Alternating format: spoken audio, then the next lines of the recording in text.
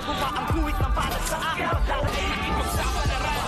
Sa mga makulat ang pinagulat kaya ng magic saga.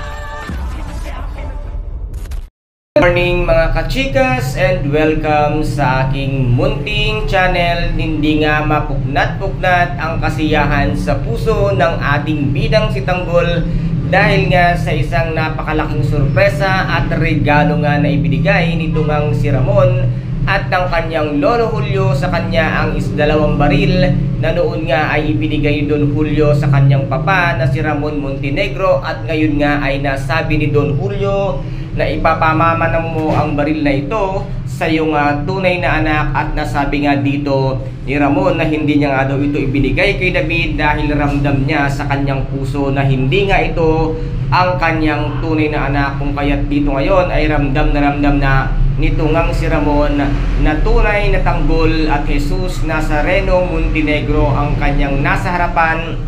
kung kaya't dito nga ay napayakap nga ng husto ito ngang si Ramon sa kanyang anak, at nasabi niya nga dito na hindi na tayo maghiwalay, at nasabi nga ni Tanggol at ipinangako nga niya na hindi niya sisirain ang tiwala na ibibigay sa kanya, at ngayon ay tanggap-tanggap na siya bilang isang Montenegro, kung kaya't dito nga ay nasabi niyang aalagaan niya ang kanyang pangalan at hindi niya nga ito sisirain. At dito nga ay lalong napabilib si Don Julio dito nga sa ating bidang si Tanggol, habang ang kanyang mga kaibigan naman ay tuwang-tuwa nga sa tagumpay na nakamit ngayon ni Tanggol, lalo na napabilang na si Tanggol sa isang napakalaking pamilya at kilalang tao na isa ito sa makapangyarihan sa buong Kamaynilaan, ang pamilya ng Montenegro, na siya ngang kinakatakutan at kinailagan ng lahat dahil sa yaman ng mga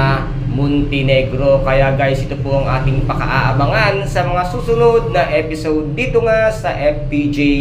ang Batang Quiapo. At kung nagustuhan po ninyo ang aking videos for today, paki-subscribe na lamang po ng aking channel, paki-like and share para maging update kayo sa lahat ng gagawin kong videos. Maraming salamat po. Ingat, God bless and bye bye.